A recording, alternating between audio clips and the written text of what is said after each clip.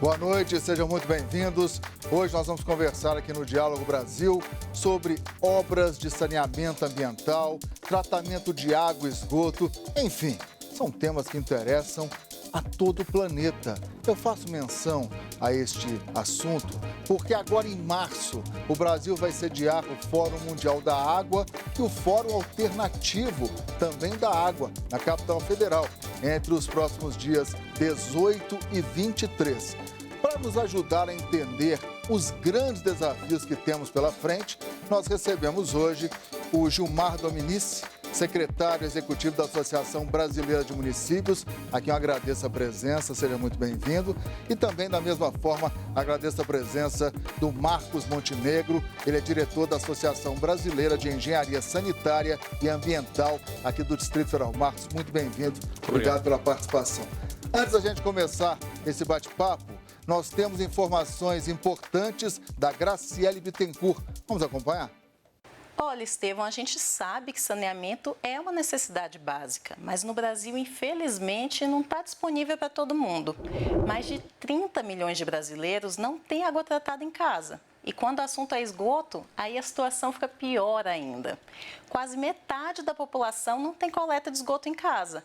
E o resultado disso é que muita gente vai parar no hospital com diarreia, conjuntivite, dengue e mais um monte de doenças. E a Organização Mundial de Saúde já mostrou que para cada R$1 aplicado em saneamento, a gente economiza 4 em saúde. Outra coisa é que o Brasil assumiu o compromisso de levar saneamento para toda a população até 2033. Bom, gente, só de olhar para esses números que eu citei, já dá para perceber que essa meta está bem longe de ser atingida. E vocês aí no estúdio, o que acham? Quando é que o Brasil vai conseguir finalmente universalizar o saneamento básico? Será que antes de 2033, meu caro Gilmar? Ou está difícil? Olha, difícil, claro que é, porque nós estamos falando de... Bom, primeiro agradecer à TV Brasil, a oportunidade em nome da ABM, de estar aqui com vocês e, sem dúvida, é um grande desafio, como tantos outros que o Brasil tem, né? Se nós estamos falando aí para você atingir esses números em 2033, os estudos apresentam investimentos da ordem de 150 bilhões de reais, né? É muito dinheiro para um período curto, se nós considerarmos o atraso que nós temos, né? No investimento em saneamento. O Brasil ficou durante um bom tempo sem ter recursos de investimentos para saneamento. As prefeituras não tinham como acessar recursos, as companhias estaduais não tinham como acessar recursos. Foi só depois do PAC, né, PAC 1 e PAC 2, que foi disponibilizado recursos para que os municípios começassem a enfrentar essas grandes dificuldades. O PAC é o Programa de Aceleração do Crescimento. Só para situar o nosso telespectador, Marcos Montenegro, o senhor tem uma visão realista ou pessimista em relação a essa meta para lá de ousar? Eu acho que temos que ser otimistas e, ao mesmo tempo, enfrentar a realidade que é a ausência de saneamento para boa parte da população brasileira, é a ausência de renda, é a desigualdade e que, infelizmente, nos últimos 2, 3 anos, tem se aprofundado. Os dados são recentes, da última PNAD, divulgada esse ano. Não dá para ter um saneamento equânime e ter uma cidade injusta. E ter uma cidade onde a população pobre não tem onde morar. É uma conta muito pesada para colocar só nas costas daqueles que fazem saneamento. É preciso ter cidades que tenham uma infraestrutura que seja capaz de atender a todos. Eu vou aproveitar o gancho porque me chamou a atenção essa frase do senhor. Seria injusto colocar apenas nos ombros ou nas costas, como queira, daqueles que fazem... Quem faz saneamento hoje no Brasil? Bom, faz saneamento hoje no Brasil, basicamente, o município, e aqui nós temos um representante da Associação Brasileira dos Municípios. O município, em última instância, é o responsável pelos serviços públicos de interesse local e faz saneamento também aquelas companhias estaduais de saneamento que têm a delegação dos municípios. Alguns municípios brasileiros contrataram serviços privados. Né? No nosso entendimento, particularmente numa situação onde existe uma desigualdade muito grande, o setor privado, como prestador de serviço público, não tem como dar conta disso, que já é difícil para o setor público. Né? Então, esse é um ponto que, inclusive, diferencia o valor do Fórum Mundial da Água e do Fórum Alternativo Mundial da Água. No Fórum Alternativo Mundial da Água, onde nós estamos participando como ABS do Distrito Federal, a nossa posição é de que o serviço deve ser público e não privatizado. Nós vamos explorar daqui a pouquinho essa proposta de privatização das companhias de saneamento. Gostaria de ouvir também o Gilmar, mas antes, vamos acompanhar, né, o que nos diz o Henrique Pires. Ele é o secretário nacional de saneamento ambiental do Ministério das Cidades. Para que o saneamento ele seja realmente uma vontade internacional, uma causa internacional, a gente tem que ter uma mudança cultural. Não adianta todos os investimentos que foram feitos, e não foram poucos, né? Nós tivemos desde o Plan SAB quase 100 bilhões investidos nele. Mesmo assim, você ainda tem uma cultura que a parte do saneamento tem que ser uma obrigação do governo federal. Nós não temos ainda no município e nos estados uma cultura que aquilo ali é importante para que eles investam também. Todos os municípios têm uma deficiência técnica grande, falta projeto, faltam técnicos. Não adianta você ter uma obra de engenharia ou um abastecimento d'água ou uma estação de tratamento de esgoto ou um aterro sanitário e você não ter pessoas para gerirem isso. É interessante, Gilmar, porque o Marcos destacou, pelo que eu pude perceber, indo até ao encontro do representante do governo federal, que a responsabilidade não pode ficar apenas sobre os ombros de uma determinada parcela. E ele se ressente disso. Parece que município e estado deixa tudo nos ombros do governo federal. Não, na verdade, o que acontece é que você, no conjunto de municípios, dos 5.570 municípios que nós temos, quase a metade desses municípios não tem esse serviço de água e esgoto institucionalizado. Não tem uma autarquia municipal, não tem um serviço terceirizado ou não tem a participação das empresas estaduais. Não é? Então, esse conjunto de municípios, para os telespectadores terem uma ideia, nesse conjunto de quase 2.500 municípios, você tem apenas 5% dos municípios que têm coleta e tratamento consolidado e atendendo 100% da população. A grande maioria não.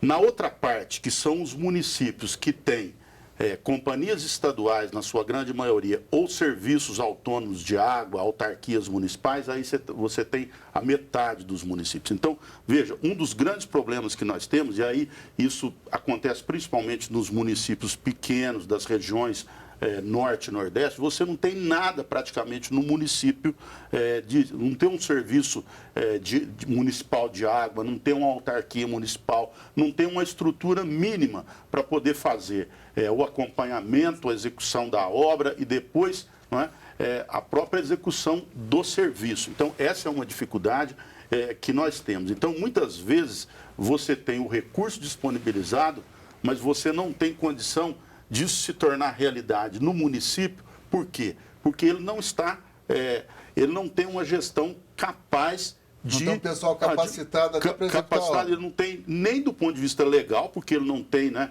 uma estrutura ali dentro da prefeitura, não tem uma secretaria ou não tem um serviço municipal, né?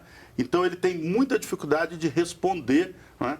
E um exemplo claro disso, o governo federal, no PAC 1 e 2, disponibilizou quase 8 bilhões de reais para os municípios até 50 mil habitantes para resolver o problema de água, coleta e tratamento de esgoto. Quer dizer, e aí quando você vai ver a execução, se você analisar a execução, ver quantos municípios de fato... não, saiu, mas assim, a quantidade foi pequena. E aí são vários, né? O Montenegro pode também falar um pouco sobre isso, de quais são os motivos que dificultam, né? Mas um deles é a falta de você ter um serviço institucionalizado no município. Montenegro, além de todas essas distorções ressaltadas pelo Gilmar, na sua visão, o prefeito prefere fazer um viaduto ou obras que ficam sob a terra? Acho que depende. Depende da sensibilidade, da posição, da postura política do prefeito em relação àquilo que é prioridade para a população que o elegeu. Agora, o que dá mais visibilidade política? Olha, aí também, acho que nós... existe um lugar comum, que é obra enterrada não aparece. Isso. Mas falta d'água na torneira não dá voto para ninguém também. Certo? O fato é o seguinte, o Brasil, além de ser signatário dos Objetivos de Desenvolvimento Sustentável, ele apoiou e trabalhou no governo federal passado para que nós subscrevêssemos a moção da ONU, a decisão da ONU que consagra o direito à água e ao saneamento como um direito humano fundamental. Isso significa dizer que as políticas públicas brasileiras têm que ir em busca da população vulnerável, a população que tem menos acesso aos serviços, que sofre mais do ponto de vista da qualidade de vida, da saúde, por não ter acesso ao saneamento. E um prefeito que seja sensível, certo, a essas questões, ele vai priorizar isso e não priorizar um viaduto ou uma outra obra que seja menos necessária. O Gilmar foi prefeito da cidade de Franca, mas antes de você falar da sua experiência lá, que é tido como modelo na área de saneamento em nível nacional, alguns dados que vale a pena serem repassados para o nosso telespectador. Por exemplo, segundo o Atlas de Esgoto Sanitário da ANA, Agência Nacional de Águas, das 9.000 toneladas de, que eles chamam de carga orgânica, né, que são geradas diariamente, apenas 39% desse total são tratados de forma correta, meu caro Gilmar. Por que a gestão da cidade de Franca é considerado modelo? O que vocês fizeram lá? Olha, eu acho assim, aí tem um pouco na história de Franca que os gestores, de uma maneira geral, sempre tiveram preocupação com a questão relativa a saneamento, né? Aliás, Franca, interessante, em 1938, Franca tinha uma estação de tratamento de esgoto. Imagina o seguinte, que o que é uma cidade, né, no início do século XX... Na época era raro. Era raro e Franca chegou a ter uma estação de tratamento de esgoto. Depois, o fato de Franca, a Sabesp ser a concessionária do serviço de água em Franca, e nós temos lá uma equipe técnica da Sabesp comprometida com a cidade. Isso acabou tendo um peso, não é? E fez com que tivesse um investimento na época de 60 milhões de dólares. E em 98 eu estava no meu primeiro ano de mandato, e então ocorreu a inauguração da estação de tratamento de esgoto. É uma história, quer dizer, nós tivemos uma sequência, né, de governos preocupados com a questão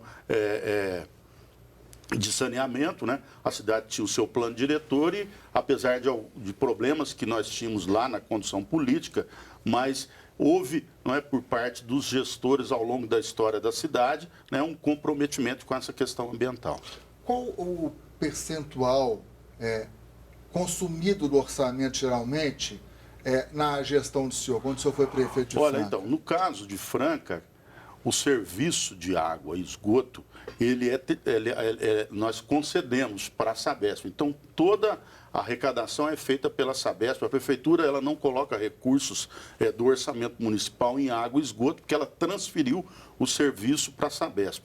Eles tinham um contrato de 30 anos que foi renovado agora por mais 30 anos. Então, quer dizer, quem foi o responsável pelo investimento foi a Sabesp, até porque ela arrecadou, porque ela cobra, né, dos usuários. A tarifa da Sabesp é até mais elevada do que outras companhias estaduais. Então, com esses recursos e também com recursos de financiamento, né, que a Sabesp acabou depois, durante o governo, principalmente durante o governo Lula, ela teve condição de captar recursos. Estão fazendo agora uma nova estação de tratamento de água. Mas, veja, por parte do gestor municipal, coube o quê?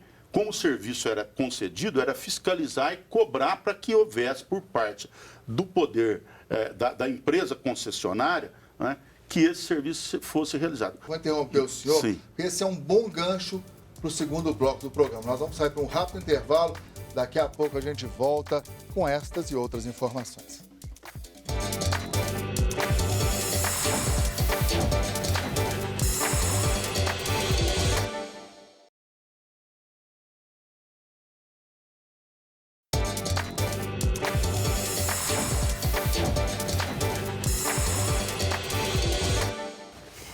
Estamos de volta hoje debatendo várias questões relacionadas ao tratamento da água e do esgoto em nível nacional e também investimentos em obras de saneamento.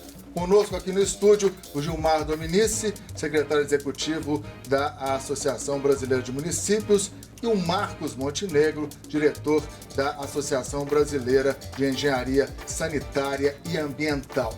No finalzinho do primeiro bloco, nós citamos como exemplo a Cidade Franca, que foi administrada pelo Gilmar. E eu pergunto aos senhores, é muito difícil encontrar uma solução padrão para um Brasil tão diverso? Marcos, por favor, é difícil encontrar uma solução única? Olha, é difícil. Mas existem alguns aspectos que estarão presentes sempre. Primeiro, é impossível fazer obra de saneamento e serviço público de saneamento, e eu vou colocar os dois aspectos, porque não é só a obra, tem que depois operar a obra, manter os sistemas, sem engenharia, e eu digo não só, eu sou engenheiro, mas não só engenheiro, sem o engenheiro, sem o administrador, sem o economista, sem o assistente social e assim por diante. Ou seja, sem institucionalização, sem um serviço público organizado, não se garante o atendimento da população. Esse é um aspecto. Mas só um momento, então não é só construir, planejar e construir, tem que operar e manter. Exatamente. Uma manutenção de cunho preventivo e, quem sabe, até corretivo em alguns casos. Sem dúvida. Isso todo é feito dia, hoje? Isso é o dia a dia dos serviços que estão organizados, certo? É impossível atender adequadamente a população com água potável, qualidade adequada, e tratar o esgoto adequadamente, sem uma equipe técnica, sem um serviço, e como destacou o Gilmar, e sem uma tarifa. Nós estamos falando aqui de água e esgoto, o saneamento inclui também os resíduos e a drenagem, mas em termos de água e esgoto é consolidado no país a política que nós precisamos ter tarifas certo? Adequadas, que levem em consideração, inclusive, a diferente capacidade de pagamento da população e que sustentem o serviço. Mas já não há as tarifas sociais, Gilmar? Para atender, teoricamente, a população mais carente? Sim, mas no caso do consumo de água e do tratamento de esgoto, quer dizer, esse custo ele é transferido para a população. A maioria das cidades que tem esse serviço funcionando satisfatoriamente, quer dizer, tem cobrança por esse serviço. A população paga pela água tratada porque você tem um custo operacional de manutenção do sistema, do tratamento, de investimento para garantir que não haja solução de continuidade naquele tratamento, no fornecimento, e para investimento para novas demandas, né? Então, você tem necessidade de ter, né, o fechamento dessas contas. Então, é importante que tenha tarifa. Esse é um problema nos pequenos municípios, onde as prefeituras muitas vezes não estão estruturadas, ou o prefeito, o município, tem dificuldade de efetuar a cobrança. Então, veja, a Funasa vai lá e repassa recurso para um município do Nordeste implantar a estação de tratamento de esgoto. Ele constrói a estação e coloca em funcionamento. A estação em funcionamento, ela vai ter um custo para o município, porque vai ter um sistema de bombas. Muitas vezes você gasta energia elétrica, você gasta manutenção das bombas, enfim, os produtos que são utilizados, isso tem um custo. Quer dizer, a prefeitura vai arcar com esse custo ou ela vai transferir? Para ela transferir, ela tem que ter um serviço autônomo de água que possa, né, com pequena equipe técnica, que possa calcular quanto custa isso. E isso depois vai ser transferido nas contas de água. Vem lá um valor para a água e um valor para o esgoto. Quer dizer, onde funciona, você tem a população pagando. Então, esse também é um elemento que acaba dificultando, muitas vezes, o município receber o recurso, construiu a estação de tratamento, mas não colocou em funcionamento. Porque aí vem a segunda parte, que é a operacional. Até aqui no programa, nós estamos percebendo que a questão vai muito além do investimento, da falta ou da abundância de recursos, dependendo de cada unidade da federação. Mas será que a Gideane do Nascimento Souza, ela é moradora do Sol Nascente? O Sol Nascente hoje é uma das principais favelas da América Latina e está aqui, no coração do Brasil, no Distrito Federal. Vamos acompanhar o depoimento dela. A coleta de esgoto é fossa, né? A gente periodicamente tem que mandar esvaziar, né? Porque enche. Quando chove, o risco também da gente se contaminar, né? porque alaga a rua toda, né? Eu sempre consulto meu filho, assim, né? Continuamente ele sente dores, né, de barriga, eu consulto, mas passa algum medicamento, ele melhora, porque aqui não tem saneamento, né? Então tem que tomar medicação para verme, né? Que se não tem coleta, o lixo fica na rua, complicado, né? Marcos Montenegro, nós estamos falando do Distrito Federal, que é o primeiro no ranking em coleta de esgoto e tratamento de esgoto. Mais de 60% do esgoto é tratado no Distrito Federal. Já o Amapá, 7% do esgoto é tratado. A disparidade é muito grande. Sem dúvida. Eu acho que o que a gente vê aí é um retrato exatamente de desarticulação da política urbana, né? E os seus reflexos na falta de saneamento. Isso tem tudo a ver com as cidades brasileiras não terem, de fato, espaço planejado para a população mais pobre morar. Então, o Sol Nascente é uma área que foi ocupada independente de um planejamento urbano e não falta só saneamento lá, praticamente lá falta tudo. O atual governo do Distrito Federal, Justiça Seja Feita, está priorizando a colocação de infraestrutura, inclusive de saneamento básico através da CAESB, nessas áreas lá da região administrativa da Ceilândia. Mas, sem dúvida, a questão central é a seguinte: aonde tem espaço para os pobres que moram nas cidades brasileiras morar de modo decente, certo?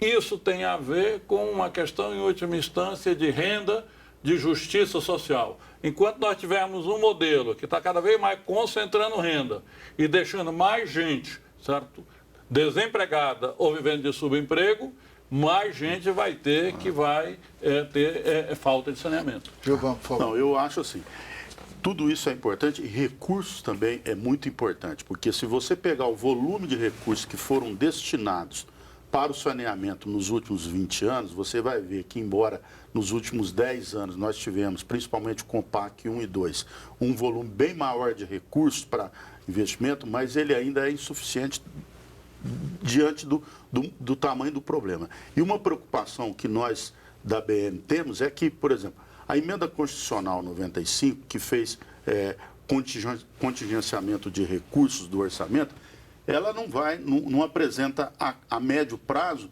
recursos para investimento na área de saneamento. Essa é uma preocupação. Foi aprovado também uma medida, um projeto, um PNL 1/18, que o governo retirou 2 bilhões de reais para repartir, para transferir para os municípios através de apoio financeiro. E eu vi lá que uma parte desses recursos saiu inclusive de recursos da FUNASA e de outras áreas. Então, quer dizer, vamos dizer assim, você despiu um santo para vestir um outro. Então, eu tenho alguns números que vão até o encontro que o senhor está falando. Ano passado, segundo dados da Secretaria Nacional de Saneamento do Ministério das Cidades, foram destinados 1 bilhão e 300 milhões de reais nesta área. Este ano estão previstos 842 milhões de reais, mais 30% sobre este valor que podem ser remanejados. Mas o tema é bom, o tempo passa rápido. Então vamos ver agora uma participação do presidente executivo do Instituto Trata Brasil, Edson Carlos, que vai nos brindar com dados interessantes. Vamos acompanhar. Os últimos levantamentos feitos por consultorias especializadas e mesmo pelo Instituto Trata Brasil mostram um decréscimo no investimento em saneamento nos últimos anos. Se a gente pegar 2015 para 2017, está havendo uma queda nos investimentos em saneamento, principalmente na parte do esgotamento sanitário. Eu gostaria de saber da mesa qual a opinião de vocês, uma vez que o Brasil precisa de mais investimentos, de mais recursos de longo prazo, e o que a gente está percebendo é o inverso. Apesar do discurso, o recurso que está sendo colocado para saneamento vem diminuindo. Eu tenho mais 2 minutinhos. 1 minuto, então, para cada um dos senhores. Marcos Montenegro, o que o senhor responde? O que o nosso colega do Trata Brasil está falando é o seguinte: a recessão bateu também no saneamento, certo? Quer dizer, você tem uma política de austeridade, você diminui os recursos públicos, certo? Para as políticas públicas e vai diminuir também isso no saneamento e quem vai pagar a conta é a população mais pobre, em última instância, como sempre pagou. Então, não é só o problema do saneamento. Na moradia foi a mesma coisa, no transporte público foi a mesma coisa, na infraestrutura urbana foi a mesma coisa. Lamentavelmente, certo? Na hora da recessão, em vez de nós termos políticas procíclicas, melhor dizendo, ao contrário, que estimulem o investimento, nós tivemos essa situação que ele está marcando aqui. Marcos Montenegro, muito obrigado pela sua participação. Não faltarão oportunidades para novas conversas. Agora um minuto, Gilmar, por favor. Olha, eu vejo assim, nós temos que também otimizar os recursos existentes. Por exemplo, nós temos a lei dos consórcios públicos. O governo pode trabalhar, e aí eu acho que os estados têm que entrar também forte nisso, em estudos de viabilidade para a implantação, né, de consórcios de municípios que possam reduzir custos na implementação e aumentar o número de municípios atendidos. Isso é possível, né? E nós temos marcos legais que dão garantias para isso. Então, é também importante que haja uma racionalização e um papel maior dos estados nesse processo de, né, enfrentamento dessa situação. Da mesma forma, agradeço ao senhor pela participação. E se você, caro telespectador, quiser saber mais, entre no site da TV Brasil. Eu espero você na próxima segunda-feira, às 10h15 da noite. Até lá!